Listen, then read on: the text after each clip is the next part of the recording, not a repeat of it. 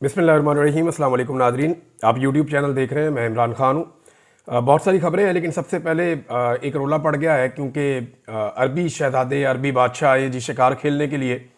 इस मरतबा यूएई के हुक्मरान आए हैं शिकार खेलने के लिए। वैसे ही आते रहते हैं शिकार खेलने पाकिस्तान में, पहले ये हर साल आया करते थे। और चोलिस्तान का जो इलाका है, क्योंकि मैं ख़ुद शिकार खेलता रहा हूँ माजी में, और इन इलाकों का मैंने विज़िट किया है। जीप रैलीज होती हैं, उसलिए भी मैं वहाँ जाता था। कुछ मेरे दोस्त हैं जो चोलिस्तान के अंदर जो है वो ट्रैकिंग करते हैं, उनके साथ भी मैं जाता था। तो मैंने पाकिस्तान में हर इलाका ही घूमा हुआ है। तो इन एरियाज़ में जब मैं जाता था तो जो हमारे गाइड्स हैं वो बताते थे कि अबू धाबी का इलाका शुरू हो गया। तो मुझे शुरू में अजीब लगता था। वो कहते थे अब यूएई का इलाका शुरू हो गया। फिर वो बताते थे यहाँ पे फ़लाँ मुल्क का इलाका शुरू हो गया, फ़लाँ एरिया के जो हुक्मरान है उनका ये एरिया है। तो मामला ये ऐसे है कि चोलिस्तान के अंदर बहुत बड़े बड़े यानी सैकड़ों किलोमीटर का जो रकबा है वो जब शुरू होता है तो ये जनाब अबू धाबी वालों का है। और वहाँ पे थ्रू आउट द ईयर सारा साल उनकी सिक्योरिटी रहती है, उनके लोग रहते हैं, उनकी गाड़ियाँ रहती हैं। वो उन इलाकों को महफूज रखते हैं अपने हुक्मरानों के लिए।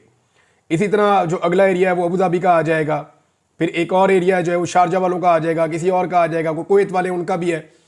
तो वो जितने शहजादे या बादशाह हैं, जो ताकतवर लोग हैं, उन्होंने पाकिस्तान की एस्टेब्लिशमेंट के साथ एक ताल्लुक़ रखा हुआ है। और उसकी बुनियाद के ऊपर एक खामोश एग्रीमेंट है कि ये एरियाज़ हमारे, और वहाँ पे वो अपनी सिक्योरिटी और अपना पूरा निज़ाम रखते हैं।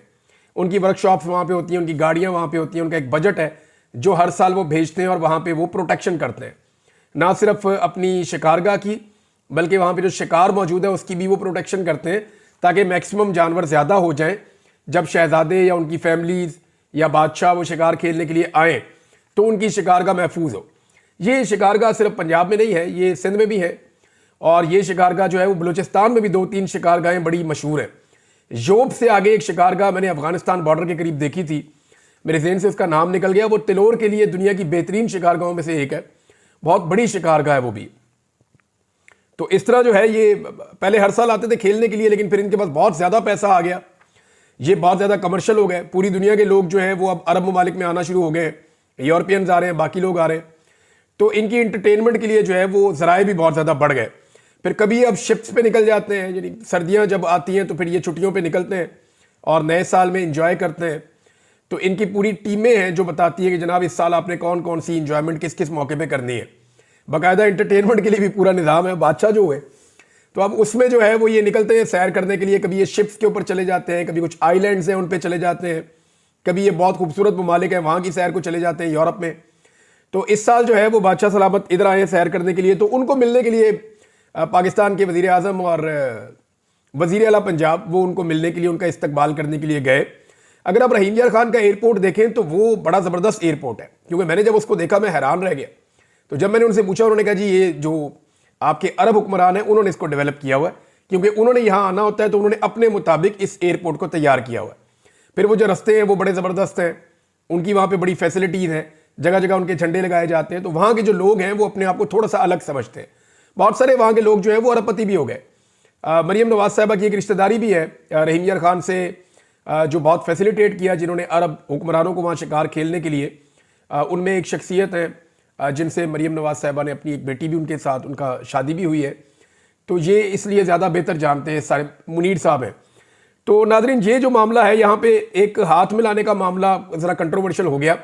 मरियम नवाज साहिबा ने हैंड हग किया है शहबाज गिल साहब के से। मैंने पहली दफ़ा ये लफ्ज़ सुना हैंड हग, फिर मैंने उसको वो करके देखा, उसको गूगल करके देखा, तो वाकई में जिस ताज़ीम के साथ मरियम नवाज साहिबा ने उनका हाथ पकड़ा, यानी इसको आप जेस्चर कह सकते हैं, एक ताज़ीम का, एक आजिज़ी का एक जेस्चर है, वफादारी के जज्बात का इजहार है जो मरियम नवाज साहिबा ने अरब हुक्मरान के साथ किया, लेकिन पाकिस्तान के कल्चर के मुताबिक नहीं है। यानी मरियम नवाज साहिबा नैब के ऑफिस में पेश नहीं होती थी, वो ये कहती थी कि वो गैर महरम है तो मैं वहाँ पेश नहीं हो सकती। लेकिन ये जो बादशाह है ये भी गैर महरम है और इसके साथ जो लोग हैं वो भी गैर महरम है। यहाँ पे मरियम नवाज साहिबा को ख्याल नहीं आया। तो जब आप इक़्तिदार में नहीं होते और आपके ऊपर सख्तियाँ होती हैं तो फिर आपका क्राइटेरिया कुछ और होता है। यानी हमारे सियासतदान भी कैसी अजीब चीज़ है, जब दिल करता है मज़हब को एक हथियार बना लेते हैं, जब दिल करता है कल्चर के लिबादे के अंदर अपने आप को ओढ़ लेते हैं, जब दिल करता है महरम और नामहरम की बहस शुरू कर देते हैं, और जब दिल करता है पूरी तरह से लिबरल हो जाते हैं। ये बैरूपियाँ हैं एक्चुअली, ये जिस देश में जाते हैं वो भेस अपना लेते हैं। बहरहाल ये इन्होंने वफादारी के जज्बात का जो इजहार किया पूरी गर्मजोशी के साथ, इसका मैं उम्मीद करता हूं कि इनको कोई ना कोई फ़ायदा होगा। पाकिस्तान को फ़ायदा हो या ना हो, इनको फ़ायदा होगा। अब ये चंद साल के बाद आए हैं गालिबन, ये हर साल अब नहीं आते क्योंकि और बहुत सारी इंटरटेनमेंट है। तो उम्मीद करता हूँ, और जब ये आते हैं ना तो मैं आपको एक बड़ी मजे की बात बताता हूँ। मुझे वहाँ लोकल्स ने बताया कि फिर यहाँ पे जितने मिलिट्री इस्टेब्लिशमेंट के लोग होते हैं वो भी, फिर यहाँ पे जितने ब्यूरोक्रेट्स होते हैं वो भी, और यहाँ के जितने लोकल सियासतदान हैं वो भी, ये तमाम कोशिश में लग जाते हैं कि किसी तरह हमारी एक मुलाकात हो जाए बादशाह सलामत से, हमें वहाँ पेश होने का, कुछ तस्वीर खिंचवाने का मौका मिल जाए। तो ये तोहफे तहाइफ भी देते हैं, इनाम इकराम से भी नवाजते हैं बादशाह सलामत। जब ये आते हैं तो इनके बहुत बड़े बड़े खैमे लगते हैं डेजर्ट के अंदर, इतना खूबसूरत माहौल होता है, ज़बरदस्त किस्म की अंगीठियाँ आती हैं बाहर से। इनकी गाड़ियाँ जो है वो स्पेशल डिज़ाइंड है, यानी V8 गाड़ी आपको ऐसे ऊपर से खुली हुई नहीं मिलेगी, लेकिन इनकी गाड़ियाँ आपको मिलेगी जिनके अंदर ये फाल्कन्स को लेकर जाते हैं और शिकार खेलते हैं। बड़ा लग्जरी शिकार खेलते हैं ये, और इनके लिए बाकायदा GPS का एक सिस्टम इस्तेमाल किया जाता है जिससे पता चलता है कौन सा जानवर किस जगह पे मौजूद है और कौन सी जगह खाली है। तो इनको डायरेक्ट वहाँ पे लेकर जाते हैं। वहाँ ये लोग अपने अपने फाल्कन्स जो हैं या जो बाज हैं उनको ये उड़ाते हैं, और वो फिर शिकार इनके लिए खेलते हैं तिलोर का और बाकी जानवरों का। तो बड़ा ज़बरदस्त इनका एक इंटरटेनमेंट है। इनकी वर्कशॉपें तक साथ आती है, इनकी सिक्योरिटी सारा साल रहती है, लेकिन जब ये आते हैं तो मजीद सिक्योरिटी साथ आती है। इनके खादिम, मुलाजिम, टेक्निकल अमला, हर किस्म की फैसिलिटी ये जंगल में मंगल कर देते हैं। और फिर इनके करीब फटकने की भी किसी को इजाज़त नहीं होती। अगर किसी को आना है तो फिर बाकायदा प्रॉपर परमिशन लेके, क्योंकि बादशाह सलामत का ये इंटरटेनमेंट का टाइम है, उनका ये छुट्टियां मनाने का टाइम है। उनके साथ उनका पूरा लाओ लश्कर होता है जो उनके लिए इंटरटेन उनको करता है डेजर्ट के अंदर। तो इसलिए वहाँ पे मुदाखलत भी वो कम से कम रखते हैं। तो कुछ लोग मिलने में कामयाब हो जाते हैं, कुछ लोग नहीं होते। अब ये मरीम नवाज साहबा के हाथ में लाने के ऊपर तनकीद हो रही है। एक्चुअली PMLN ने इतना गंद मारा हुआ है पाकिस्तान में, औरतों के ऊपर इतना ज़्यादा मारा हुआ है कि वो थोड़ी सी भी हरकत वो भी करते हैं तो फिर आगे से उसी तरह का जवाब आता है। ये अब मरीम नवाज साहबा की मर्जी है, वो जैसे मर्जी हाथ पकड़े। ये देखें, उनको एक इंडिपेंडेंस है, एक आज़ादी है उनको कि वो जिसका चाहे जैसे मर्जी हाथ पकड़े। लेकिन जो आपकी कल्चर है उसके साथ जो चीज़ें मुताबिकत नहीं रखती वो ऑड लगती हैं। और PMLN का अपना मीडिया जो है वो इस पर डिफेंसिव है, वो परेशान है कि जनाब इसका अब क्या जवाब हम दें। पाकिस्तान तहरीक इंसाफ ने अभी तक उनको ग्रीन सिग्नल नहीं मिला कि आज उनकी मुलाकात होगी या नहीं होगी इमरान खान साहब से, लेकिन उनकी कमेटी इमरान खान साहब से मिलना चाहती है। और आज फैसला आना था अदालत का, लेकिन रात गए ये पता चल रहा है कि फैसला नहीं आएगा। और ये बात हमें पता चल रही है उन लोगों से जो एस्टेब्लिशमेंट की तरफ से खबरें देते हैं।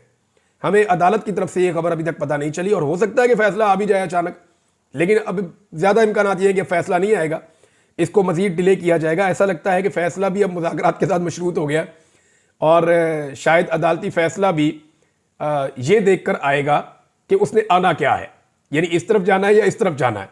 मुज़ाकरात के नतीजे के ऊपर लगता है फ़ैसला टिका हुआ है। पाकिस्तान भी एक अजीब ही मुल्क है।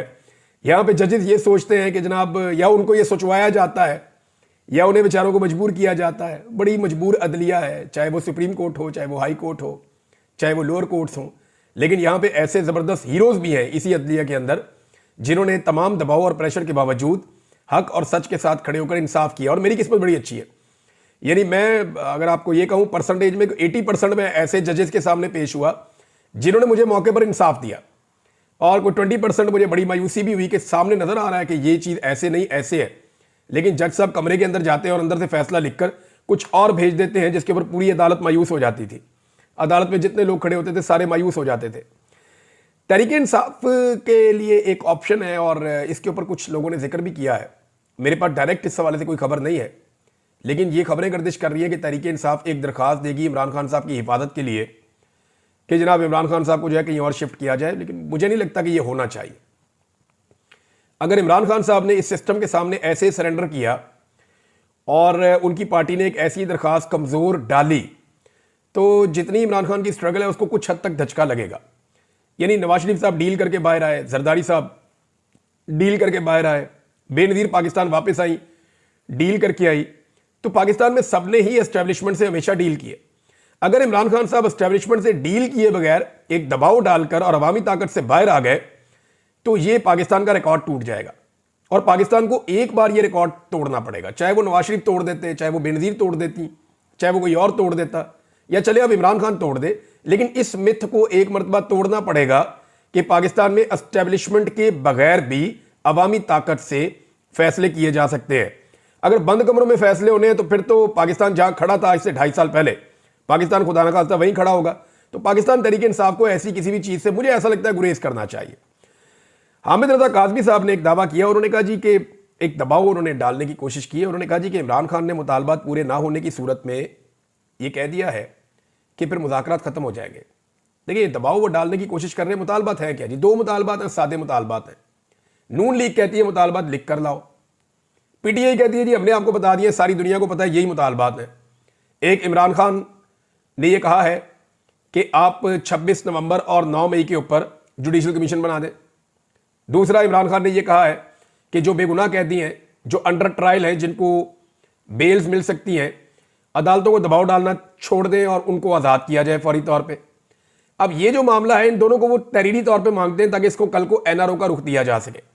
पाकिस्तान तहरीक इंसाफ कहती है जनाब यही है, ये दो चीज़ें आप मान लें तो हम आगे बढ़ जाते हैं। अगर ये नहीं मानेंगे तो फिर इमरान खान साहब की पार्टी ने इस वक्त जो हिकमत अमली बनाई हुई है वो मैं आपको बता देता हूं कि आने वाले दिनों में वो एक लॉन्ग मार्च की तैयारी फिर से कर रहे हैं और ये आपको मौसम बहार में लॉन्ग मार्च नजर आएगा।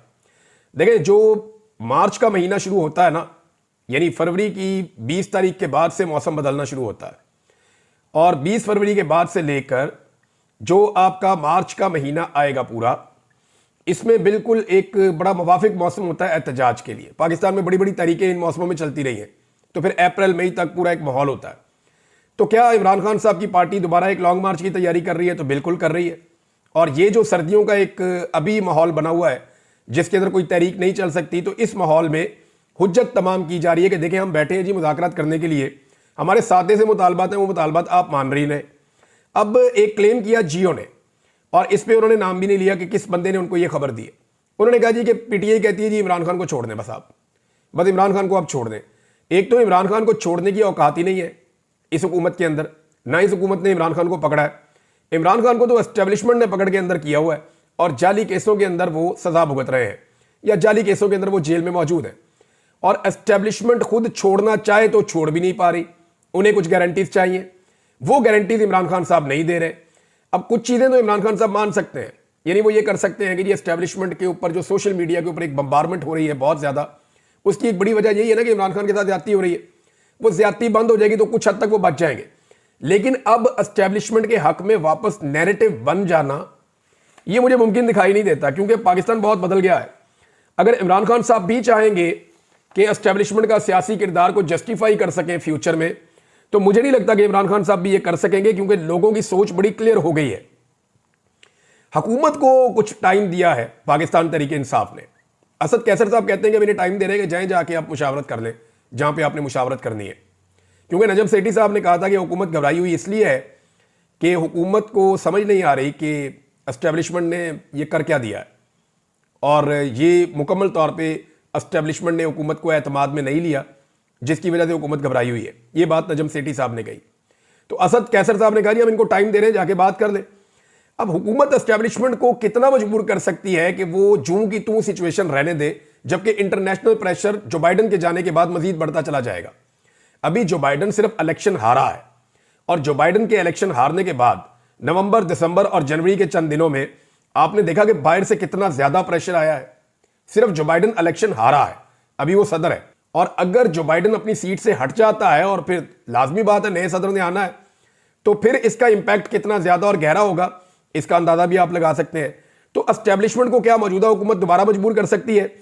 देखिए हुकूमत को एस्टेब्लिशमेंट ने इतना कुछ दिया है कि अब ये कुछ उनसे मांग नहीं सकते। मिसाल के तौर पे इनके सारे केसेस खत्म कर दिए, इनके ऊपर पाबंदियां खत्म कर दी, इनको जेलों से निकाल कर इनको एनआरओ दिया गया, तमाम कारोबारी मामलात इनके वापस सीधे किए गए जितने माली मामलात थे। जाली फार्म 47 पर इनको एक बार फिर हुकूमत दी गई और एक मरतबा इनको इमरान खान की हुकूमत के बंदे तोड़ के जुल्म और जबर के साथ रजीम चेंज करके हुकूमत दिलवाई गई। फिर इनकी अपनी निगरान हुकूमतें बनाई गई ताकि जो चाहे जैसे चाहे ये करे। इलेक्शन कमीशन इनकी झोली में डाला गया, जाली इलेक्शन इनकी झोली में डाला गया। इनकी सबसे बड़ी मुखालिफ सियासी जमात जो पाकिस्तान में सबसे ज्यादा मकबूल थी, उसको एस्टेब्लिशमेंट ने पूरी ताकत से कुचला। यानी अब तो सारी जिंदगी एस्टेब्लिशमेंट इनको गोद में उठाकर नहीं रख सकती, अल्टीमेटली इनको अपने पांव पे खड़ा होना पड़ेगा। तो इस मरतबा एस्टेब्लिशमेंट का मामला यह कि उनका अपना सर्वाइवल है। देखिए ये ऐसा कभी भी नहीं हुआ इससे पहले एस्टेब्लिशमेंट मुश्किलात में आई है, लेकिन इस मरतबा एस्टेब्लिशमेंट के लिए सर्वाइवल का मसला है, क्योंकि एस्टेब्लिशमेंट का बयानिया पहली मरतबा इस मुल्क में बढ़ गया है। एस्टेब्लिशमेंट को पहली मरतबा बदतरीन शिकस्त हुई है सियासत के मैदान में भी उनको शिकस्त हुई है। अवाम में उनकी मकबूलियत का जो बुत है वो पाश पाश हो गया है। एस्टेब्लिशमेंट की काबिलियत का पोल भी अवाम के सामने खुल गया है। अवाम से जो उनके प्यार का एक दावा था वो दावा भी बह गया है। कारोबारी और माली मामला जो एस्टेब्लिशमेंट के हमेशा से छुपे हुए थे, आज तक कभी सामने नहीं आए, वो सारे के सारे मामला भी खुल गए हैं। तो एस्टेब्लिशमेंट के लिए अपने सर्वाइवल का मसला है। यानी ऐसा इससे पहले इतनी ज्यादा दफा नहीं हुआ। 3 दफा पहले एस्टेब्लिशमेंट या मिलिट्री एस्टेब्लिशमेंट मुश्किलात में आई है पाकिस्तान की तारीख में। एक 1971 में आई थी जब पाकिस्तान इंडिया से जंग हार गया और बांग्लादेश अलग हो गया, और एक बहुत बड़ी नाकामी थी पाकिस्तान की मिलिट्री एस्टेब्लिशमेंट और उस वक्त के सियासतदानों की, और उसके लिए सबसे बड़ा मुजरिम याह्या खान था जो उस वक्त का डिक्टेटर था। तो ये एक ऐसा टाइम था जब पाकिस्तान की अवाम पाकिस्तान की मिलिट्री एस्टेब्लिशमेंट से मुतनफर हुई थी। दूसरी मरतबा जब जुल्फिकार अली भुट्टो साहब को फांसी दी गई थी, लेकिन उसका इतना इंपैक्ट बन नहीं पाया क्योंकि जुल्म और जबर बहुत किया गया था ज़िया-उल हक की जानिब से। दूसरा, फौरी तौर पर ज़िया-उल हक ने एक मजहबी कार्ड इस्तेमाल किया और मजहबी सियासी जमातों को साथ मिला के अफगान जंग और ये सारी चीज़ें छेड़ के तो वहाँ चीज़ें कंट्रोल कर ली थी। तो जुल्फिकार अली भुट्टो को फांसी दी गई। उस वक्त दूसरी मरतबा एस्टेब्लिशमेंट से लोग नफरत कर रहे थे। तीसरी मरतबा परवेज मुशर्रफ के दौर में एक ऐसा वक्त आया जब तहरीक खड़ी हो गई। तो मुझे अच्छी तरह याद है कि ये जो फौजी अफसरान थे ये यूनिफॉर्म के अंदर बाहर नहीं आते थे। ये बाकायदा कहा करते थे निजी महफिलों में कि हमें ऑर्डर दें कि आप यूनिफॉर्म के अंदर बाहर ना फिरें। दहशतगर्दी के मामला भी थे और सियासी तौर पर वो इतने मकबूल भी नहीं रहे थे। लिहाजा ये 3 मरतबा ऐसा हुआ था। लेकिन इस मरतबा जो हुआ है रजीम चेंज ऑपरेशन के बाद, चौथी मरतबा एस्टेब्लिशमेंट की मकबूलियत कम हुई है, तो ये बहुत कम हो गई है। वजह यह है कि इस मरतबा उसकी शिद्दत बहुत ज्यादा है क्योंकि 4 नई चीजों से इनका पाला पड़ा है। पहली मरतबा, नंबर 1, सोशल मीडिया। पहली मरतबा एस्टेब्लिशमेंट को इसका सामना करना पड़ा और उन्हें अंदाजा हुआ कि सोशल मीडिया का वो मुकाबला नहीं कर पाते। लिहाजा उन्होंने सोशल मीडिया पर पाबंदियां और इंटरनेट की बंदिश शुरू कर दी और अपना सोशल मीडिया भी बंद कर दिया। यानी ISPR का जो DG है उसका सोशल मीडिया बहुत तगड़ा होता है, ट्विटर के ऊपर जो उसका अकाउंट होता है, लेकिन वो एक भी ट्वीट नहीं कर पा रहा है क्योंकि जितने ट्वीट वो करते हैं उसके नीचे जो आवाम फिर जुमले लिखती है तो उन्होंने पहले उसको बंद कर दिया। नंबर 2 जो सामना करना पड़ा सोशल मीडिया के बाद वो ओवरसीज पाकिस्तानियों का। पहली मरतबा ओवरसीज पाकिस्तानी भी पाकिस्तानी एस्टेब्लिशमेंट के खिलाफ हो गए। वो कभी भी ऐसे नहीं हुआ था, लेकिन अब ओवरसीज पाकिस्तानी खुलकर साथ दे रहे हैं इमरान खान का पाकिस्तानी एस्टेब्लिशमेंट के मुकाबले में। नंबर 3 जो पाकिस्तान की मिडिल क्लास है जो अपने आप को सियासत से बाहर रखती थी और वो हमेशा एस्टेब्लिशमेंट को पाकिस्तान का सेवियर समझती थी, वो भी एस्टेब्लिशमेंट के खिलाफ हो गई। तो मिडिल क्लास को पहली मरतबा इमरान खान साहब सियासत में लेकर आए और वो इमरान खान के साथ इतनी ताकत से खड़ी हुई कि उन्होंने एस्टेब्लिशमेंट को खैराबाद कह दिया। नंबर 4 पंजाब और खैबर पख्तूनख्वा के जो शहरी इलाके हैं ये एस्टेब्लिशमेंट का एक तगड़ा गढ़ हुआ करता था, जैसे पीपल्स पार्टी का लाड़काना है, जैसे एक दौर में नून लीग का लाहौर गढ़ था। इसी तरह जो पंजाब पूरा है या सिंध के शहरी इलाके या खैबर पख्तूनख्वा के जो मेन सेटल्ड एरिया हैं ये सारे पाकिस्तान की एस्टेब्लिशमेंट का गढ़ हुआ करते थे। लेकिन इमरान खान साहब ने एस्टेब्लिशमेंट से उनके ये गढ़ जो हैं वो छीन लिए। अब मेरे सुनने वाले बहुत सारे लोग जो है ना वो इस बात से शायद इख्तलाफ करें, नाराज भी, उनको बुरा भी लगे, लेकिन मेरे ख्याल में अगर आज सारी ये अच्छी जमातें मिलकर, ईमानदार या करप्ट लीडरशिप मिलकर, मुहिब्बे वतन या सारे गद्दार मिलकर, सारी जमातें और क़यादत मिलकर सिर्फ फौज को सियासत से और दीगर कारोबारों से अलग कर देना तो अगले 10 से 20 साल के अंदर मैं आपको गारंटी करता हूं कि यह मुल्क रहने के लिए एक बेहतरीन जगह बन जाएगा। ये सारे चाहे चोर हैं, चाहे डाकू हैं, चाहे गद्दार हैं, ये जितने सियासतदान हैं, जैसे भी हैं, गंदे हैं, अच्छे हैं, करप्ट हैं, बेईमान हैं, कुछ भी हैं, ये सारे इकट्ठे होकर बैठ जाएं और बैठकर एक मरतबा पाकिस्तान की फौज को पाकिस्तान के सियासी मामलात से और पाकिस्तान के कारोबारी मामलात से सिर्फ दिफाई मामलात में इनकी इंटरफेरेंस रखें, बाकी सारी चीजों से आप अलग करके देखें। 10 से 20 साल में गारंटी करता हूं कि यह मुल्क रहने की बेहतरीन जगह बन जाएगा। यह इस खित्ते का बेहतरीन मुल्क होगा। इसमें इतना पोटेंशियल है क्योंकि फिर फैसले जो है वो अवाम के और मुल्क के मफाद में होंगे ना, इदारों के या किसी के जाती मफाद के अंदर नहीं होंगे जो आज तक हम भुगतते रहे हैं। अच्छा जी, एक चीज और है कि पाकिस्तान तहरीक इंसाफ जो बाइडन के जाने के बाद मुजाहिरों की एक हिकमत अमली बना रही है और जो लॉन्ग मार्च होगा वो पहले से बहुत तगड़ा और बहुत बड़ा होगा। अब हुकूमत के बाद और एस्टेब्लिशमेंट के बाद ये रास्ता है कि जल्द अज जल्द इमरान खान को बाहर निकाले और वो जो एक बड़ी तहरीक अगर इमरान खान साहब बनाना चाहते हैं उसको किसी तरह इस मौसम बहार में पोस्टपोन कर दे या किसी तरह उससे जान छुड़ा ले या उससे बच जाए किसी तरह। लेकिन ऐसा होता हुआ दिखाई नहीं दे रहा क्योंकि हुकूमत की नीयत कुछ और है, एस्टेब्लिशमेंट की नीयत कुछ और है और इमरान खान साहब की फिलहाल बाहर आने की कोई नीयत दिखाई नहीं दे रही। इमरान खान साहब को डील का ताना दे रहे हैं नाज़रीन, लेकिन चंद हकायक मैं आपके सामने रखूंगा। देखिए, एक तो इमरान खान साहब ने जेल से कहा कि वो नहीं चाहते कि कोई मुदाखलत करे बाहर से उनकी रिहाई के लिए भी। वो ये कहते हैं कि यूरोपीय यूनियन, अमेरिका, यूएन कोई मुझे नहीं चाहिए, मैं सिर्फ ये चाहता हूं कि वो न्यूट्रल हो जाए, हमारे अंदरूनी मामलात के अंदर मुदाखलत ना करें। इमरान खान साहब का मौक़िफ़ वही है जो पहले था, जो अब है। यानी अगर आप देखें, इमरान खान जिसके ऊपर आप डील का इल्ज़ाम लगा रहे हैं, क्या ये वही आदमी नहीं है जिसने अक़वाम मुत्तहिदा में खड़े होकर इस्लामोफोबिया के खिलाफ, नामूस रसालत के हक़ में, इसराइल के मज़ालिम के खिलाफ सबसे ज़ोरदार तरीके से आवाज़ उठाई थी, जिसने खुलकर कहा था कि वो कभी भी इसराइल को तस्लीम नहीं करेगा जब तक कि फ़लस्तीनियों को उनका हक़ नहीं मिल जाता, जिसने हुकूमत में रहते हुए एब्सोल्युटली नॉट अमेरिका को कहा था, बहुत ताकतवर मुल्क है, जिसने ट्रंप जब सदर था अमेरिका का, उस वक्त ट्रंप ने जब पाकिस्तान के खिलाफ कुछ ट्वीट्स किए थे तो इसने बतौर वजीर आजम डोनाल्ड ट्रंप को टकाकर जवाब दिया था, और जब ये वजीर आजम नहीं था इसने तब भी डोनाल्ड ट्रंप को टकाकर जवाब दिया था। और आज की हुकूमत सिर्फ एक नामजद वजीर है, सिर्फ एक नामजद आदमी है, डोनाल्ड ट्रंप का खसूसी नुमाइंदा रिचर्ड ग्रेनल, उसको जवाब नहीं दे पा रही आज की हुकूमत। आप इमरान खान को कह रहे हैं कि वो डील करेगा या वो अमेरिका से मदद मांगेगा, जिसने डोनाल्ड ट्रंप को उस वक्त जवाब दिया जब डोनाल्ड ट्रंप सदर था, और ये आज उसके एक वजीर को, जो भी बना भी नहीं है, ये हुकूमत उसको जवाब नहीं दे पा रही। ये वो आदमी है जिसने यूरोपीय यूनियन को कहा था कि हम गुलाम नहीं है या हम कोई गुलाम है। ऐसी बात खुलकर कहना ये इमरान खान के बस की बात थी और कोई कर नहीं पाया। ये इमरान खान है जिसको आप डील का या किसी चीज का ताना दे सकते हैं, कैसे दे सकते हैं? उसके दौर में एक भी ड्रोन हमला नहीं हुआ, क्या फर्क पड़ा था? जरदारी के दौर में धड़ाधड़ ड्रोन हमले, मुशर्रफ के दौर में धड़ाधड़ ड्रोन हमले, नवाज शरीफ के दौर में धड़ाधड़ ड्रोन हमले। एक आदमी चेंज हुआ, वजीर आजम पाकिस्तान का इमरान खान बन गया, एक भी ड्रोन हमला नहीं हुआ। क्यों नहीं हुआ? क्यों नहीं हुआ? क्या अमेरिका डर गया था उससे? भाई बात यह है कि उस आदमी ने कहा नहीं मैं ड्रोन हमले होने दूंगा पाकिस्तान में, मेरे साथ बात करो। तो ये इमरान खान है, वो नहीं चाहता कि मुझे बैरूनी मदद चाहिए, हाँ, लेकिन उसके ओवरसीज पाकिस्तानी जो आज उसके साथ खड़े हैं, उनका ये हक है कि रोला डाले जिस मुल्क में वो रहते हैं। वो इंसानी हकूक को लेकर रोला डाल रहे, वो बता रहे हैं कि उसके साथ जुल्म और ज्यादती हो रही है, और दिस इज डेमोक्रेसी, यही तो जमहूरियत है। वो उन मुल्कों के अंदर खड़े होकर रोला डाल रहे हैं, पाकिस्तान में आके उनको रोला डालने की इजाजत नहीं है। वो यहां पे आके सियासत में वोट भी नहीं डाल सकते, या उनको वहां पे वोट डालने का हक भी नहीं मिलता। यहां पे उनको आना पड़ता है, जब यहां पे आते हैं एयरपोर्टों पे उनको तंग किया जाता है। यहां पे आजादी इजहार राय है नहीं, तो जिन मुल्कों में वो हैं वहां पे वो अपनी आजादी इजहार राय इस्तेमाल कर रहे हैं, और वो ये कह रहे हैं कि पाकिस्तान में जुल्म और ज्यादती और जबर हो रहा है और दुनिया को उसके लिए आवाज उठानी चाहिए। तो इसमें गलत क्या है? क्या ओवरसीज पाकिस्तानियों से उनकी सियासत का हक छीन लिया जाए? वो अपना काम कर रहे हैं, इमरान खान अपना काम कर रहा है। आप सवाल तब उठा सकते हैं कि जब इमरान खान अमेरिका से दरखास्त करे कि अमेरिका मुदाखलत करके मुझे जेल से निकाल ले। उसने तो एक मर्तबा भी ऐसा नहीं कहा। लिहाजा जो लोग ये कह रहे हैं ना, वो या तो बैलेंस करना चाहते हैं चीज़ों को, या वो एक नया बयानिया बनाना चाहते हैं। तो बयानिया इस तरह बनता नहीं है, ना बनेगा। उसके लिए प्लेटलेस गिराने पड़ते हैं, उसके लिए कतरी खत लाना पड़ता है, उसके लिए और बहुत सारा कुछ करना पड़ता है, जो इमरान खान फिलहाल नहीं कर रहा। अब तक के लिए इतने, अपना ख्याल रखिएगा, अपने चैनल का भी। अल्लाह हाफ़िज़।